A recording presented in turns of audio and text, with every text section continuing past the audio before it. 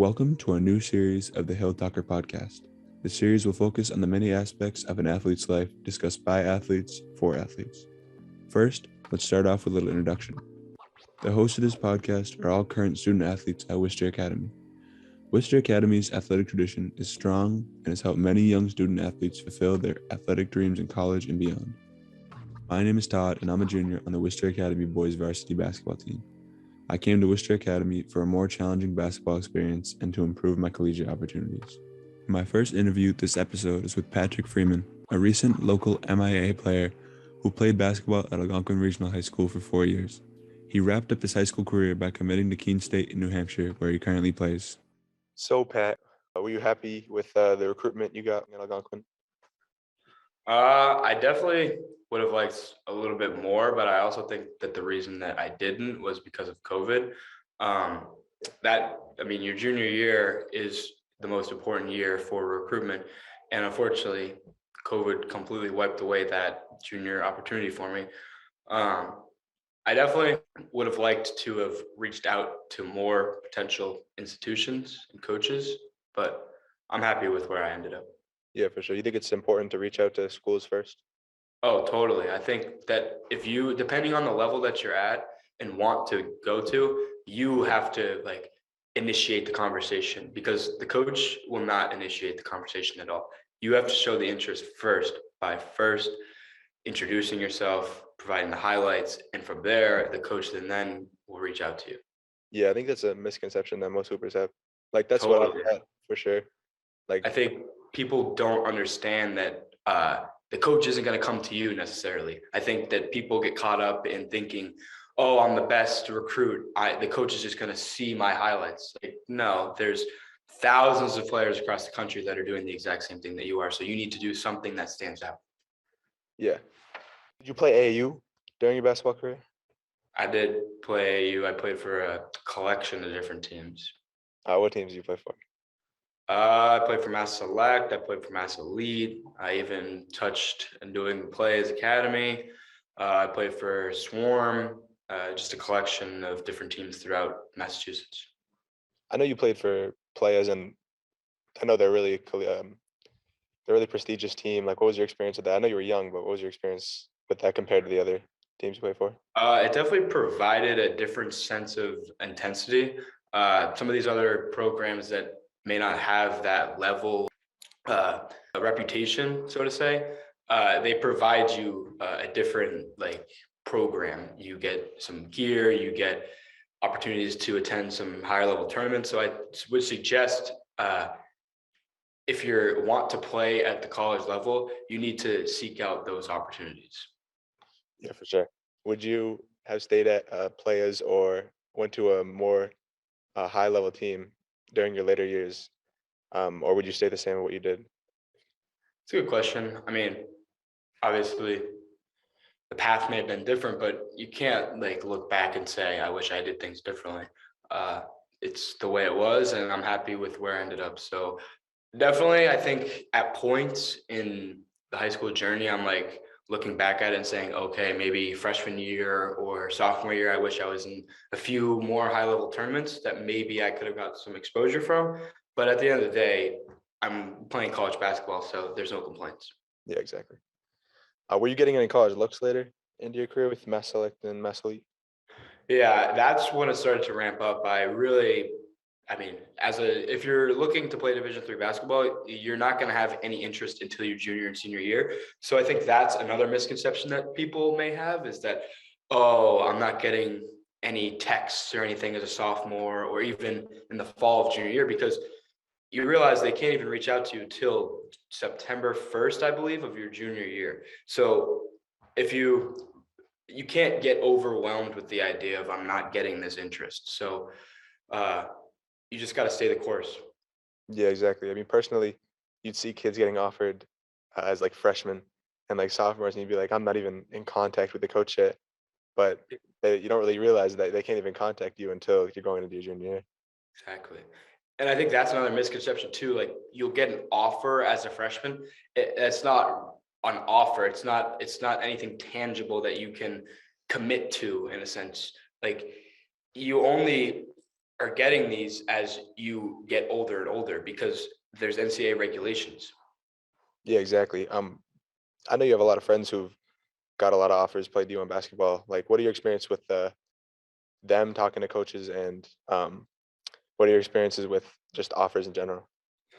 Well, I think I personally don't have any real experience with offers because at the Division III level, they don't offer you like specific athletic scholarships. It's more academic scholarship. Yeah. So from experience, I think that the higher level, the more interest these guys have in you. I think, for example, at the Division I level, I've been hearing talks of they're in contact every single day with this recruit. It's a lifestyle. I think if you really want to play at that high level, you have to expect that you have to show the same commitment that they're going to show you. Yeah, and you're an investment for them. So Exactly. kids think that it's guaranteed for them. Nothing's guaranteed. How would you say the transition is between high school and the college basketball so far? Oh, it's certainly a lot different. I think that that's the number one thing that people should understand is that high school is not college and college is not high school. This is a business. High school, you can quit at any time necessarily. Obviously, you can quit the college team at any time, but everyone's here for one goal because they want to be here. I think high school, you have to almost make people try out sometimes in a sense. So there's collectively the mindset of people isn't all basketball all the time. So the intensity level is off the charts for college. And I think the biggest thing adjustment wise from high school to college game is the speed. The pace of the game changes like that. And if you're not mentally prepared for that change, you're screwed for the season. Yeah, I mean, you told me a bit about practices. They seem actually crazy. A lot more different than the high school practices I've experienced. Yeah. I think the biggest thing from practice is that if you do not treat practice like a game, then why are you even showing up to practice? Every moment, like you can't waste a second in practice because for example, like the coach, this is their livelihood. Like if they don't produce, then it's over. And the other thing you have to realize too is your spot is always being recruited. You are never safe. So you always have to play every single day like someone is coming for your spot and that they've recruited someone for your spot. Yeah, it's definitely different. I feel like high school coaches, they'll tell you like maybe they're not recruiting over you or they'll give you time to produce and like develop, but college is a lot different, right? Totally. I think in high school, there's a lot more talk, whereas college is a lot more action, where they will literally tell you, get the hell out of practice. It's just a lot more intense. That's all it is. Yeah. How do you feel about your role so far on Keen and your future? I like the future. The future is definitely bright, and I have a pretty optimistic out view for how I want to approach that. Definitely, I would have liked more of a role, but for sure, this first year for me has just been a really good learning experience of how to approach the game every day. Yeah, for sure. I mean, how has playing with better kids made you a better player in total too? I mean, Oh, I know. it's great. You learn a lot from yourself, but seeing yourself go against better competition makes you understand how to approach each day. And I think the competition is far, far beyond anything that you can imagine because every single kid here was recruited, was a bucket in high school, they were something in high school. So they all have a certain skill. Yeah, in my experience, playing with a lot better players, you might not realize it at first that you're getting a lot better, but maybe you go back to play with the kids you were playing with and you realize that it's just pushed you completely to become more than you ever could thought you were. Lastly, is there any advice you'd like to give young athletes in general and also recruiting wise? I think the biggest thing that I could give to people is love the game and it will love you back. All right, great words you had so far, Pat. Thank you for coming on. This is really helpful, and I think a lot of people will like this information a lot. Thanks for having me. My second interview is with Sam O'Toole, another local MIAA player who started his high school career with St. John's in Shrewsbury and then left to reclassify his sophomore year at the Winterton School where he's currently playing. All right, Sam, did you play AAU? I did. I played for Mass Select right out of CMass. What competition level do you think you guys played at? I think we were like mid. There's definitely a lot of great teams out there. It was tough with COVID to travel and play in a lot of big tournaments, but we did what we could. Yeah, for sure. Did you ever end up getting any college looks from AAU?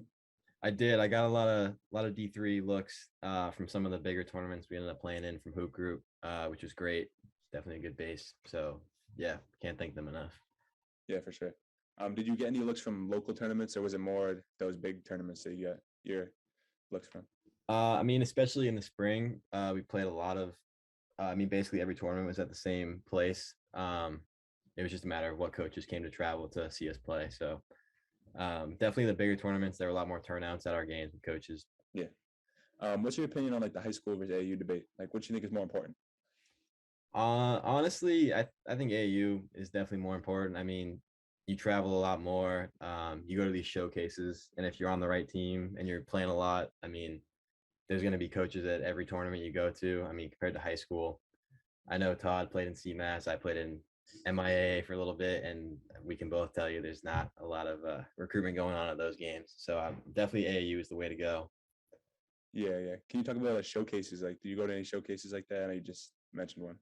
Yeah, I went to a few. I know there's some that are more just like you do like ball handling and shooting and drills more, and then there's a lot more like AAU circuit wise. You go to these big tournaments, you play these crazy teams, and it honestly, like, as long as you're playing, doesn't matter what kind of team you are on, whether it's a circuit team, whether it's a local team, if you're getting a lot of minutes and you have the right support staff, you'll get some looks for sure. Have you gotten any college looks from high school so far? And is it more than at AAU or less? Yeah, I actually got a lot from this fall. Winchendon does a great job. We have like fall open runs. They'll get a ton of coaches to come out at all levels, D1, D2, D3. Just come watch us play, pick up with all the guys, and it's been very beneficial for me, especially this year. How does that feel, like the runs where coaches come in? Do you think it feels kind of the same as AAU, or is it a little different? It's definitely a little different than AAU. Certain schools will come out specifically just to watch you. AAU, there's kind of just coaches everywhere. You don't know what games they're going to, who they're watching, but a lot of times with the open runs, like, oh, this school is coming to watch you today, and they're lined up all across the sideline and with their notepads and stuff. So it's definitely a little different atmosphere for sure. Yeah, for sure. What's been your complete high school journey so far? I know you've moved schools a few times. Yeah, unfortunately, you never want to transfer, do anything like that, but certain situations happen and you got to do what you got to do. So I went to St. John's for 2 years, and then I ended up transferring over to Winchendon, and this is my third year here. So I went from a public school to a prep school. And you reclass, right? I did, yeah. I did repeated my sophomore year when I came over to Winch. Yeah, can you talk about that? Do you think it was worth it doing an extra year? How do you think it helped you?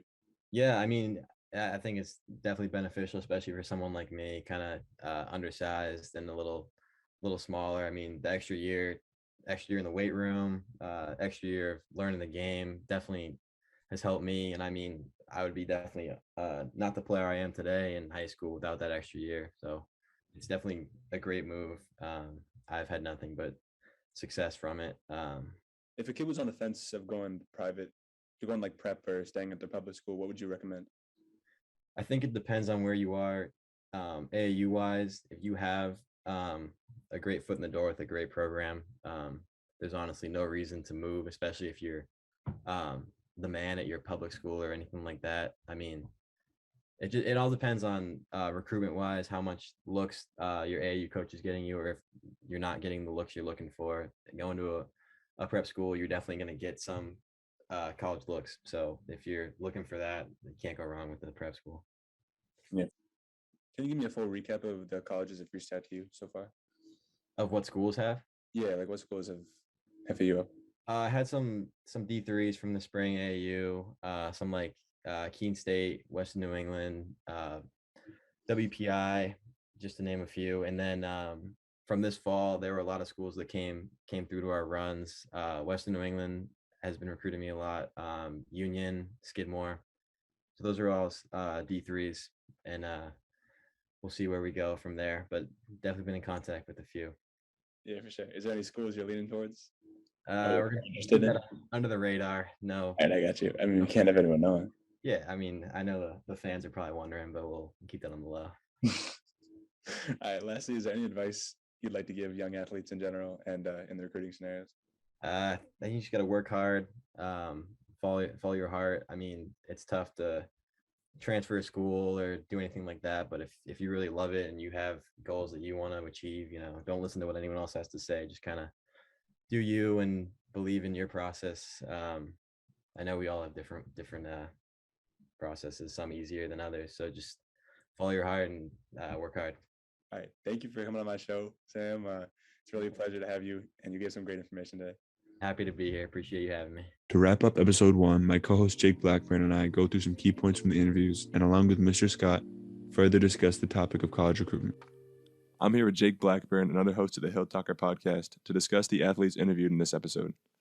Both Pat and Sam have been through completely different experiences and offer us different ideas in the recruitment process. Pat stayed at Algonquin Regional High School, a public school, for his whole career and moved on to play Division III collegiate basketball at Keene State, where he is currently playing. Sam started his high school career at St. John's, a private Catholic school, before moving on to Winchendon School in Mass. So, Jake, what are your thoughts on Pat's interview and his collegiate experience? One of the things that I found pretty interesting, that's true for a lot of players, is that like you have to go reach out to the colleges and all the coaches.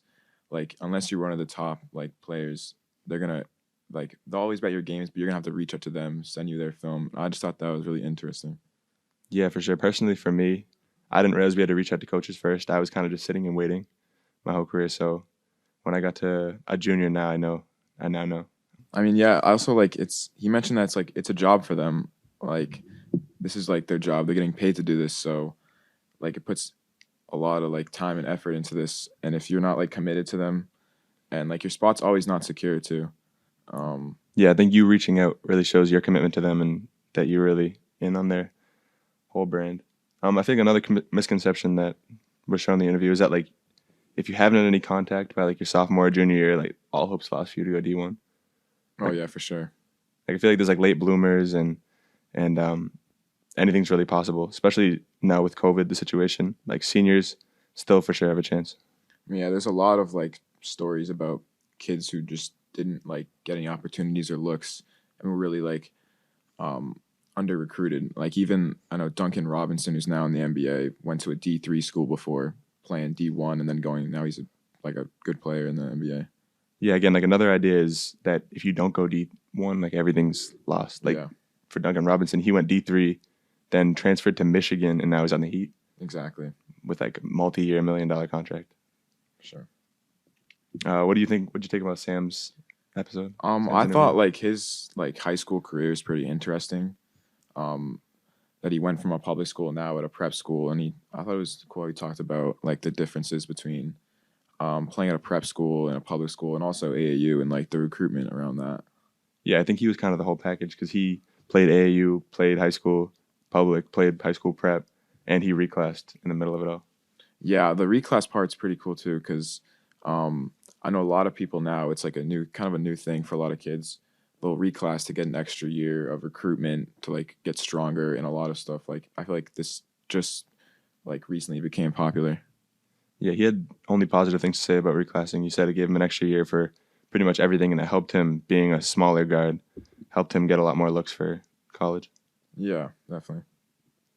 I thought it was surprising that both of them liked AAU more. Yeah, that was interesting. Because I mean, me and you personally were at Worcester Academy, so we get a lot of our coaches do a great job reaching out to coaches for us. But being at like a public school, I can see why you would definitely lean on AAU more. Yeah, at a public school, because I think one of the things he also said was, I know we have it here, we have open runs, so like coaches will come in and they'll like you get a lot of exposure just through that, just by coming here. And it's a lot easier to get recruited at a prep school versus like a public school. It's a lot different and hard to get looked at. So when you're at a public school, like I feel like AAU is like a main like a resource to get recruitment. Yeah, just as Sam said. I mean, he said if you have a foot in the door with a great program for AAU, then it's not really worth leaving Yeah. the public school if you're the man. But he definitely said that going prep has helped him a lot, Mhm. just in every aspect. Yeah. But I mean, personally, I think high school is a lot more important, in my opinion. I mean, I haven't played in like the best AAU teams so far, but coming to Worcester Academy, it feels like a whole different like environment. Oh yeah, no, definitely. I think I like high school a lot better than AAU. AAU's good. It's just it's a different game in high school. I feel like. Yeah, so far it just doesn't feel as professional. Like I feel like high school, it's more serious. Yeah, exactly. And I also, along with high school, like recruitment, I think colleges, when you're at like prep school, they'll come and visit you and they'll come like talk to you a lot and come like they'll watch you a lot when you're at a prep school. Where AAU, they'll just kind of like there's a lot of coaches just on the sideline and they'll watch you, but they're not really. Yeah, coaches don't as much come out to your game specifically. They'll kind of just be there and see you. Exactly. And at high school games, you send them your schedule. They set a time with you, and you know when they're coming. Mhm. It's a lot different. Also, like I think with prep school, it's also for like education wise, I think too. Yeah, I think for sure, especially D3, like you can get into a lot better D3 programs and schools if you go prep school. Oh yeah. Like a lot of the guys who go to like Tufts and Babson, a lot of them have been to prep school, and so they already know, and they recruited off that. Yeah, and like it help like prep school is there's a lot of help to get you like better grades, and it's really focused on education too. Yeah, like one of my good friends, Bobby Summers, he played at St. Mark's, and Yeah. he might have been a D1 talent, but he decided to go to Amherst, and which is a great academic school. So I think that was worked out for him. Yeah. I think there are fears. I mean, a lot of kids, they think that it's D1 or bust, but in reality, it's really, if you're playing collegiate basketball, you're really best of the best.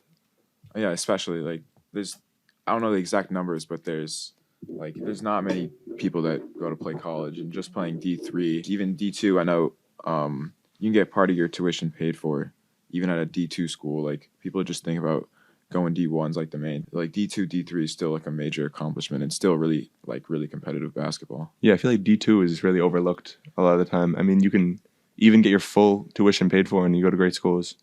So in some cases, it can be even better fit than D1 for a lot of players. Yeah, there's so many like D1 players that will transfer to a D2 school after not playing much for D1 school. Yeah, exactly. All right, joining us now is Mr. Scott. Mr. Scott, do you have any thoughts or questions about the recruitment process in this podcast? Yeah, I just want to ask you guys, what is your fear in the recruitment process? Do you ever fear that you may not get recruited at all? I guess sometimes I see a lot of my friends getting offers or committing to places, and you see like, will that ever be me? But I think the biggest thing is finding the best fit. I mean, personally, I'm not too worried about not going anywhere, but I definitely am worried about finding the right fit. I think there is a little bit of fear. Like, it's just sometimes you'll see players that are like really good, and you're like, oh, they must be going D1 or something like that, and you found out they're going D3 or D2, and I'm like, wow. Like, I feel like getting under recruited is a little bit of a fear. Yeah, I that's one of the things I think that people don't understand about the recruiting process is that the levels of D1, D2, D3, the gaps between what a D1 player is and a D2 player is and a D3 player is.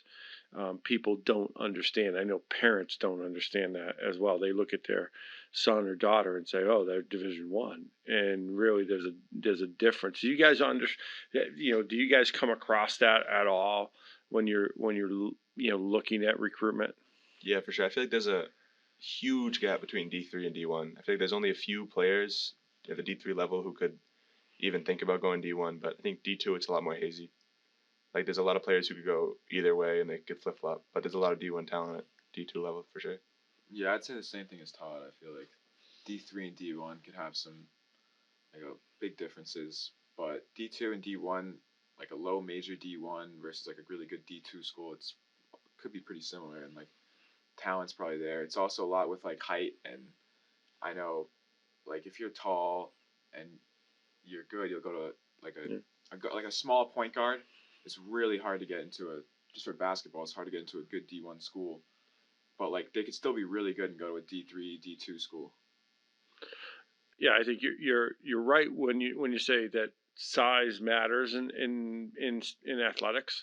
There's the old adage that you can't teach size and you can't teach speed, and size especially in basketball and football and in whatever sport there is. You know, you're genetically disposed to whatever the size that you're at, and your athletic ability. You can work on that. You can work on different skills and things along that line.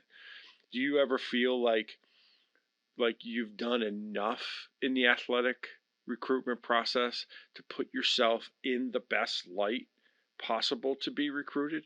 Is there ever anything that you could be doing more that you think?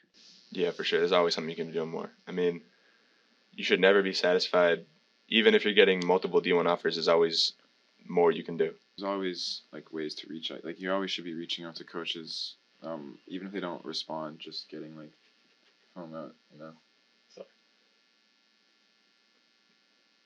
I remember Pat told me that they're a pretty good D3. They have a really good record now, and when they played NMH, that they were just completely outclassed. He was telling me that like their point guard Was that like, their JV team playing NMH or Same or Pat? talking about Winchendon? no. Keene State played NMH. No, N. Yeah. When we say NMH, we're thinking No, I know. Northfield, but UNH. They played UNH. they played Division III played Division I UNH. Yeah. In a scrimmage, and I think their point guard was as big as their big. Yeah. UNH's point guard was as big as their big. He was like 6'5" or something. And skilled. And skilled and athletic. And he said just they were full court pressing him, overwhelming him. It's just And it was completely UNH, and when you look at recruitment, right, and you look at levels in Division I, right, there's I mean, you guys have played Wilbraham and the kid who's going to Duke versus, and then the kid who's going to Harvard on the same team, the brothers, right? You know, those are two different levels of Division I. Yeah. And people don't understand that. And I mean, you can see it when you see them play. I mean, one of them can do everything, and the other one's more of a big and more, like, confined to a role. Do you ever feel like you could get pigeonholed into a certain group and that you can't get out of that level of expectation in the recruitment process? I feel like if you have the size, you can really go anywhere. It's just you have to really have to work for it. Uh-huh. But if you're smaller, it's a lot more difficult to go anywhere. I have this one of my friends who's one of the best players I've ever seen, but he's 5'8", and he just committed to Central Connecticut, which is like huge. Even though it's a low D1, he still made it D1, and it was like insane to all of us.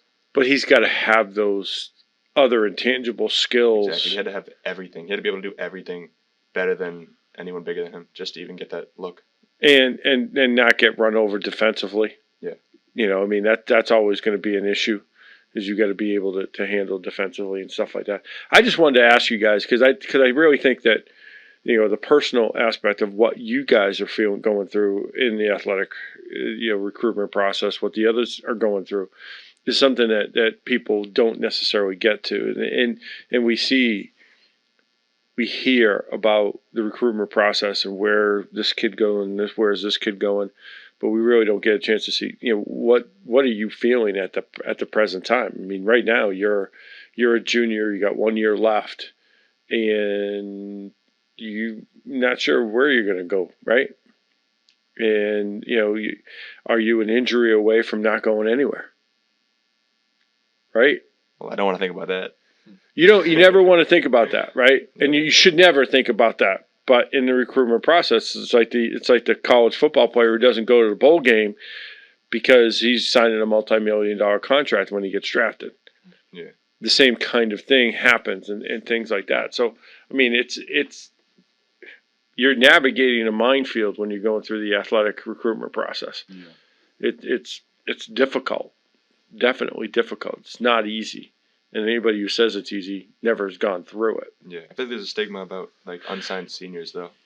No one wants to be an unsigned senior. It's just like desperation when you're an unsigned senior. Yeah. But, I think it's gonna happen for a lot of people now because there's like 7-year seniors and not as many spots on D1 teams or any team in fact. You talk about the movement in the college between transfers and stuff like that. Yeah, you're going to see an awful lot of that, and when you talk about feeding, right? You know, there's only a certain number of spots that are going to be there for those seniors who are coming out or reclass reclass seniors, postgraduates. There's only so many spots that are going to be there. So many scholarships available. It's not like football where they, sign multi number of college recruits to their teams. So, well, I just wanted to add that. I thought that was something that I think our listeners would be enjoyed to hear from your perspective. So thanks for letting me jump in. Thank you for coming on, Mr. Scott. I want to thank Mr. Scott and Jake Blackburn for coming on to my episode. They really helped recap and discuss and add points onto the collegiate recruitment process, especially at the D3 level. Yeah, this was good. Thank you. Thank you for listening to episode 1 of the Hilltalker podcast. Episode 2 comes out next Friday and will be on AAU versus high school sports.